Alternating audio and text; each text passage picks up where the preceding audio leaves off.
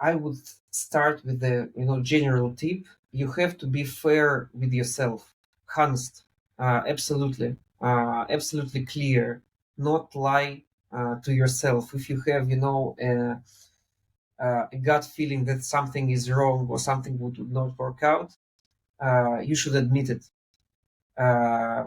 It's the number one quality of entrepreneur, I would say, to be able to be honest with himself or herself. Then again, I spoke about it. I want to repeat that you have to write down and formulate all your business assumptions.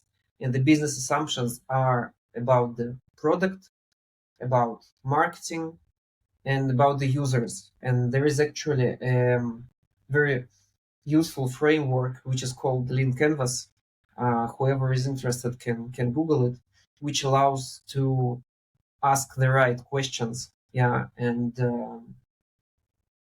then work with the hypothesis that you formulate to validate them.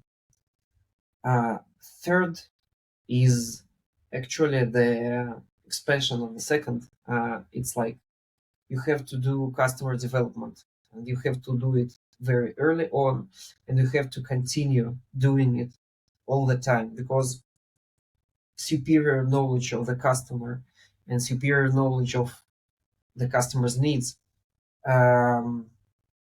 is a key to actually satisfying this customer, making him or her a satisfied customer who would happy to continue staying your customer and recommend your service to others.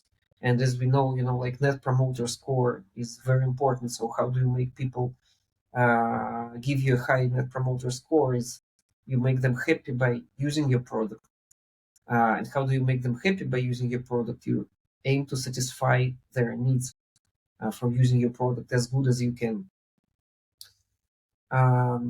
Besides that, I think it's better to invest in higher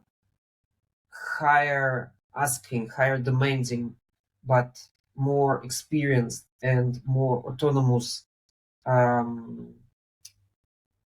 employees, because people who don't need a manager, they would save you a lot of headache and so on.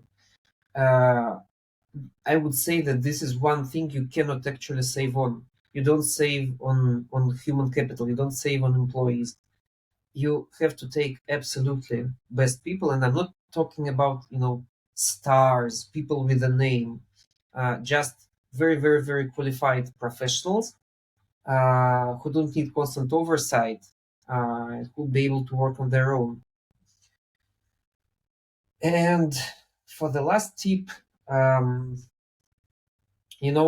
would say I don't think it's necessary to aim for the stars. Yeah, you should aim for something very concrete, and it can be, a moving goal.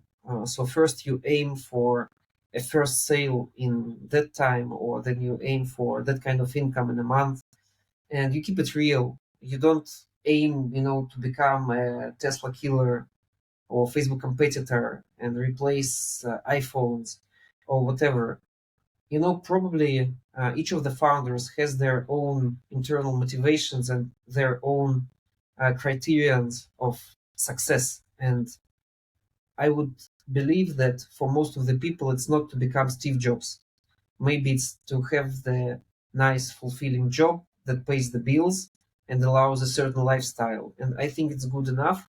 So work for that. And if you become a target for luck, then you become a target for luck and you build something much bigger. But focus on the small. This is it, I think.